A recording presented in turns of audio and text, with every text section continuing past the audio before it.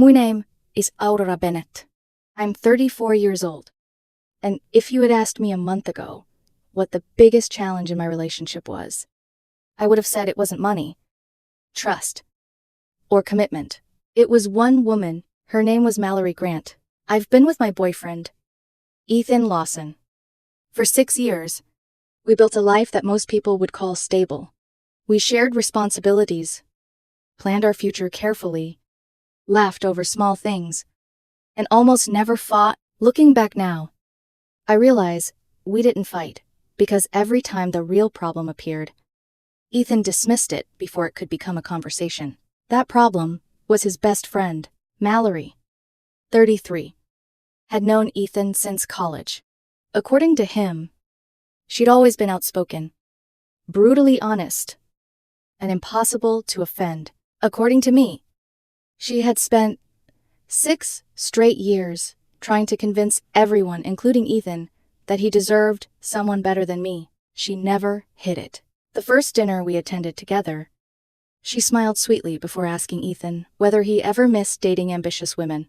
At another gathering, she joked that I looked more like someone's accountant than someone's dream girl. When Ethan received a promotion at work, she congratulated him and then laughed. Imagine how far you'd be if your girlfriend were a little more exciting. Everyone chuckled. Everyone except me. Whenever I tried talking to Ethan afterward, his answer never changed. That's just how Mallory is. She doesn't really mean it. Once you know her better, she's actually incredibly kind. Kind. The same woman who whispered during my birthday dinner that Ethan used to date women who turned heads the moment they walked into a room. The same woman who suggested he spend our anniversary weekend in Las Vegas because couples need space. The same woman who somehow found a reason to bring up his ex-girlfriend, Brooke. Every single holiday, apparently Brooke had been adventurous. Brooke understood excitement. Brooke would have challenged Ethan. Instead of making him comfortable, it became background noise. Or, at least I tried convincing myself, it had. I work as a project manager for a mid-sized company. My salary is comfortable. My hobbies are quiet. I enjoy board games, documentaries, and weekends at home. According to Mallory, that made me the human version of plain oatmeal. Each insult was wrapped in a smile. Each joke earned laughter. Each complaint I made disappeared behind Ethan's familiar sentence. That's just how she is. Then came the engagement party. I still remember the champagne glasses sparkling beneath warm lights, the expensive decorations, and Garrett, Mallory's fiancé, greeting everyone with genuine kindness. He owned a successful technology consulting company. He deserved better than what was about to happen. Mallory had far too much champagne. Halfway through the evening, she decided everyone needed to hear a speech. At first it sounded normal. She thanked Garrett. She talked about love. She joked about wedding planning. Then, her eyes landed on Ethan, and some people, she announced loudly, raising her glass, choose safety instead of passion. The room laughed politely. She slowly turned toward me. Some people settle because predictable feels comfortable. She glanced directly at me before smiling at Garrett. I decided to wait for the real thing. Garrett laughed awkwardly. Ethan forced a smile. I felt every face in the room briefly drift toward me before quickly pretending not to. I wanted the floor to swallow me whole, but she wasn't finished. Later that evening, I overheard her talking with several friends, while Ethan stood only a few feet away. At least, Aurora is dependable. She laughed. Not everyone needs excitement. Someone asked what she meant. Mallory smirked. Some couples are perfectly happy with missionary positions and Netflix documentaries. The group burst into laughter. I froze. She had just mocked my relationship, my private life, everything. What hurt most wasn't Mallory, it was Ethan. He laughed, not loudly, not cruelly, but enough for my heart to crack. I waited until we were alone. Did you hear what she said? He sighed. Aurora. She was talking about our relationship. She'd been drinking. She humiliated me. It was a joke. She talked about our sex life. You're taking it too personally. I am. He rubbed his forehead. She's excited about getting married. She's saying stupid things. That's just how she is. I stared at the man I loved. For 6 years, I'd waited for him to defend me. For 6 years, he'd defended her instead. Something inside me became strangely calm. Not angry, not emotional, just finished. I nodded once. I understand. His shoulders relaxed. He smiled, kissed my forehead, and walked back toward the party. He thought the conversation was over. In a way, it was. As I stood alone watching everyone celebrate, I noticed something I'd seen before, but never really questioned. Mallory kept texting someone. Every few seconds, she glanced down at her phone. With a smile, she never gave Garrett. Whenever Garrett leaned closer, she'd quickly lock the screen and slip the phone away. He didn't seem to notice. I did. Later that night, fate handed me something unexpected. Mallory left her phone on the bar while running onto the dance floor. I wasn't trying to snoop. I simply walked over to order another drink. Her screen lit up. 3 lock screen notifications appeared. From Derek. Can't wait for Tuesday. Sama Hotel. See you soon. I never touched the phone. I never unlocked it. I only read what flashed across the screen before turning away. But 3 short messages were enough. The next morning, Garrett sent me a LinkedIn request. During the party, he'd mentioned needing help finding an experienced project manager for one of his growing teams. Perfect timing. I accepted. We exchanged a few messages about business before I casually typed something else. By the way, funny coincidence, I think I know someone named Derek from Mallory's office. Tall guy. Mentioned a big Tuesday deadline. Small world. Nothing more, nothing less. Garrett replied, less than an hour later, that's strange. There isn't anyone named Derek at her company. I answered casually, maybe another department. I probably remembered wrong.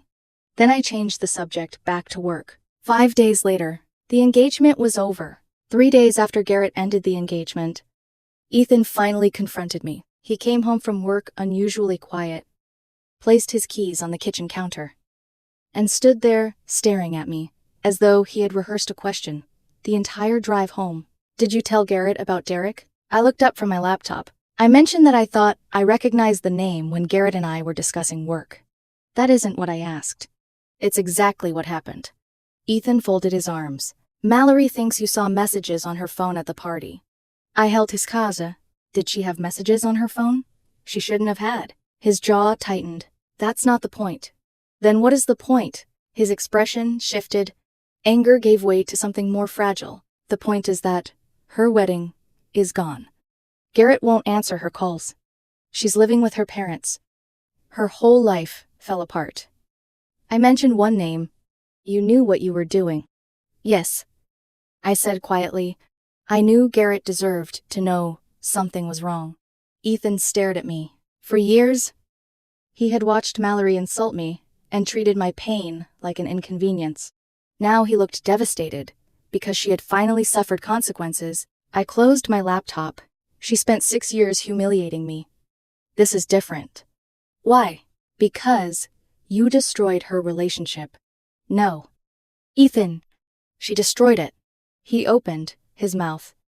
But I continued. She cheated. She lied. She met another man in a hotel every other Tuesday.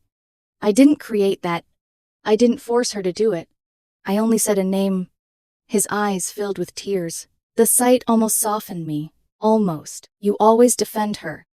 I said, every insult, every cruel joke, every time she told you that you settled for me, you made me feel like protecting her feelings mattered more than protecting our relationship. I didn't realize it affected you this much. I told you every time. That stopped him. The silence between us felt heavier than any argument we had ever had. He looked away first, then he walked into the bedroom and closed the door. 2 days later, I came home and found Mallory sitting in our living room, in my house, on my couch. Ethan stood near the window. Tense and pale. Mallory didn't say hello. She didn't apologize. She pointed at me and said, "You need to fix this." I placed my bag beside the door. Fix what? Don't play innocent. You sabotaged my engagement. I mentioned a name. You implied I was cheating. Were you? Her face reddened. Derek is a friend. A friend you meet at hotels. You don't understand. Then explain it. She stood abruptly. Garrett was always working. He cared more about his company than me. Derek dissent. He made me feel noticed. So you cheated. It wasn't like that. What was it like? Emotional support. From across the room, Ethan spoke. You told me you were sleeping with him. Everything stopped. Mallory slowly turned toward him. The look she gave him was cold enough to drain the warmth from the room. That was private. You told me it happened once, Ethan said. Then, you said it happened again. You weren't supposed to repeat it. I wasn't supposed to care that you were cheating on the man you planned to marry. Mallory laughed bitterly. Oh, please, don't act morally superior. Ethan looked stunned. She stepped closer to him. You've thought about leaving Aurora before? My stomach dropped. Ethan's face changed. No, I haven't. Mallory rolled her eyes. You've complained that she's predictable. You said she never wants to do anything spontaneous. I said she likes planning. You said you missed excitement. I said I miss traveling. She smiled cruelly. Same difference. I looked at Ethan. Did you say those things? He turned toward me immediately, not the way she's making it sound. Mallory laughed again. That's the problem with both of you. You're terrified of saying what you really want. She looked directly at Ethan. At least I had the courage to chase passion, instead of settling for a safe, boring woman who schedules date nights on a shared calendar. The silence afterward was absolute. Ethan stared at her, as though he were finally seeing someone else, wearing his best friend's face. Mallory seemed to realize she had gone too far. I didn't mean, get out, Ethan said. She blinked. What? Get out of our house. Ethan. I'm upset. Sui's Aurora. She has been upset for 6 years. And I kept telling her to tolerate you. Mallory's expression hardened. You're choosing her over me. She's my partner. I've known you longer. That doesn't give you permission to destroy everything around me. Mallory grabbed her purse. At the door, she turned for one final attack. Fine. Enjoy your boring little life. When you wake up at 40 and realize you wasted your best years. Don't call me. Ethan, open the door. I won't. She left. For several minutes, neither of us moved. Then Ethan sat beside me. I'm sorry. I stared at the floor. For what? For laughing at the party. For dismissing you. For letting her talk about you like you were beneath me. His voice broke. I think part of me was afraid that, if I challenged her, I'd lose the friendship. So, I made you carry the discomfort instead. It was the first honest explanation he had ever given me. Not an excuse. An admission. She trained you to believe cruelty was honesty. I said. He nodded. And il était. We talked until after midnight. We discussed every joke, every dinner. Every time I had gone quiet, because I knew defending myself would only make me look sensitive. Ethan admitted Mallory had been criticizing every woman he dated since college. She always found a flaw. Too ambitious. Too needy. Too quiet. Too controlling. I asked the question that had been forming in my mind. Was she in love with you? He shook his head. No. I think she wanted control. She wanted to be the most important woman in every room. For the first time, the years made sense. I thought removing Mallory from our lives would end everything. I was wrong. 3 days later, my boss called me into his office. Someone had contacted the company, accusing me of cyberstalking, hacking private devices, and using confidential information to destroy a woman's engagement. The complaint was anonymous. The details were vague, but I knew exactly who had made it. Fortunately, my boss had known me for 5 years. He asked for my side and believed me, though he warned that the company had to document the accusation. That evening, Garrett called. His voice sounded exhausted. I wanted to thank you. For what? For giving me enough information to ask questions. I didn't tell you she was cheating. You didn't have to. He explained that Mallory had called him constantly, switching between begging, threatening, and blaming him. She had even shown up at his office and screamed in the lobby until his business partner threatened to call security. I thought I knew her. Garrett said, but this person I'm seeing now, maybe this is who she always was. After the call, I found Ethan in the kitchen, kneading dough with more force than necessary. She called me 27 times today. He said, 27. She left messages saying, I betrayed her. She said, you manipulated me, and that I'd regret choosing you. Did you save them? He nodded. I told him about the complaint at work. His hands stopped moving. For the first time, fear replaced guilt in his eyes. This isn't heartbreak anymore. He whispered, no. This is harassment. I looked at the saved voicemails on his phone. Then at the email my boss had forwarded to me. We need a lawyer. Ethan nodded slowly. The next morning, Mallory began posting online about traitors, jealous women, fake friends, and people who destroy other people's happiness. She never used our names. She didn't need to. Everyone knew who she meant. But the more she posted, the more holes appeared in her story, and for the first time in 6 years, Ethan wasn't defending her. He was saving evidence. The week after we hired an attorney, Mallory completely unraveled. The vague social media posts became fake online accounts. The fake accounts became direct messages. Soon, clients at my company were receiving anonymous LinkedIn messages warning them that I was unstable, dishonest, and capable of invading private devices. Then Ethan's manager received an anonymous email suggesting he couldn't be trusted because he was involved in covering up criminal harassment. She emailed my employer again, insisting they investigate me. She posted in neighborhood Facebook groups, claiming we secretly spied on people. She even left a 1-star review on Garrett's consulting business, calling him a controlling narcissist who falsely accused innocent women of cheating. That review changed everything. Garrett had been prepared to walk away and rebuild his life. Attacking his business was different. Within days, his attorney filed a defamation lawsuit. Once the legal process began, subpoenas were issued, phone records, financial records, location history. The truth that emerged was even worse than any of us imagined. Derek wasn't the only man. There was Travis, a bartender she'd met during girls' nights, Cole, a man from her gym, an ex-boyfriend she had quietly stayed in contact with for years. The records revealed overlapping conversations, carefully coordinated dates, hotel reservations, and identical promises made to multiple men. Garrett called me after reviewing the evidence. I honestly don't know who I was engaged to. Neither did we.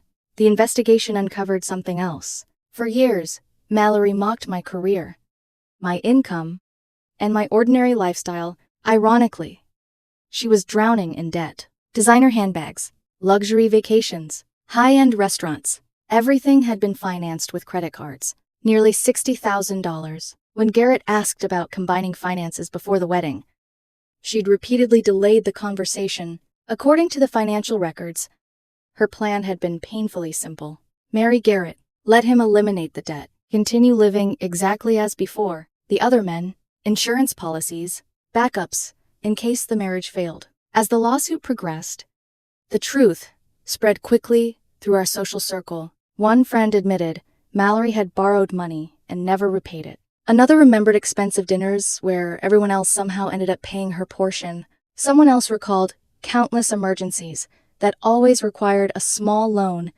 The polished image she'd carefully built over a decade collapsed almost overnight. Watching it happen was strangely quiet. There was no celebration, only relief. Meanwhile, Ethan and I began couples counseling. At first, I thought counseling would focus entirely on Mallory. Instead, our therapist helped us understand something much deeper. Mallory had been toxic, but our relationship had only suffered because we repeatedly allowed that toxicity inside. Ethan admitted he had confused loyalty with avoidance.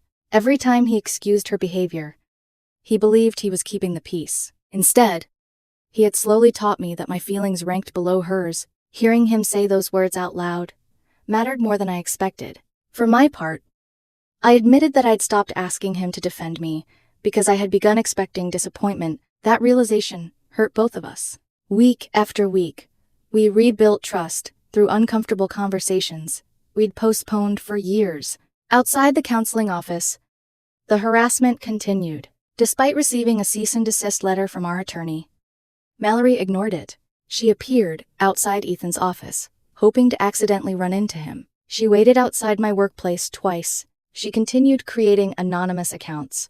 Our lawyer documented everything. When the evidence reached the court, Obtaining a restraining order became surprisingly straightforward. The judge reviewed the messages, fake profiles, repeated phone calls, workplace complaints, witness statements, and online harassment. The order was granted. For the first time in months, I finally slept through an entire night. Life slowly became normal again. Actually, better than normal. Without constant criticism hanging over every gathering. Ethan laughed more. We hosted dinners without worrying about insults, disguised as jokes. He apologized whenever old habits resurfaced. Not because I demanded it, because he noticed them himself. A few months later, I received a promotion at work. My boss admitted that throughout the investigation, my professionalism had never wavered. Ironically, the woman who tried hardest to destroy my career ended up motivating me to focus even harder on it. Ethan surprised me one evening by placing 2 airline tickets on the kitchen table. No group trips. No toxic friends. Just us. I smiled. Sounds wonderfully boring. He laughed. The best kind. A week before our vacation, we stopped at a neighborhood coffee shop. As we walked inside, I immediately recognized someone sitting alone near the window. Mallory. Gone were the designer clothes and effortless confidence. She looked exhausted. Her laptop sat open in front of her, beside a stack of paperwork. Debt notices. Legal documents. She looked up. Our eyes met for only a second. There was anger, embarrassment, maybe regret. I honestly couldn't tell. She opened her mouth as if she wanted to speak. Ethan gently reached for my hand. Without saying a single word, we continued walking past her. For years I imagined that if this day ever came, I'd finally say everything she deserved to hear. Instead, I realized I had nothing left to prove. Some victories don't require speeches. Sometimes walking away is louder than any argument. Later that afternoon, sitting together with coffee overlooking the lake, Ethan quietly asked, "Do you ever regret mentioning Derek?" I thought about that question for a long time. I regret that Garrett had to experience that pain. He nodded. So do we. But I don't regret that the truth came out. Neither of us spoke again. For several minutes, the breeze carried away the silence. Eventually, Ethan smiled. You know what? Our life really is boring. I leaned against his shoulder. It is. And I wouldn't trade it for anything. Neither would I. Looking back, I understand something I couldn't see before. People often excuse cruelty by saying, "That's just how they are." As though personality somehow erases responsibility. It doesn't. Respect is a choice. Kindness is a choice. Loyalty is a choice. So are betrayal, manipulation, and dishonesty. Mallory spent years believing consequences were something that happened to other people. Eventually, they caught up with her. As for Ethan and me, counseling didn't just save our relationship, it gave us a stronger one than we had before. One built on honesty, instead of avoidance. One where neither of us would ever ask the other to silently tolerate disrespect again. The woman who spent years insisting Ethan had settled now lives with the consequences of her own decisions, and the supposedly ordinary couple she mocked were building exactly the life we always wanted. Quiet, stable, peaceful. Turns out, that's not settling at all. It's winning.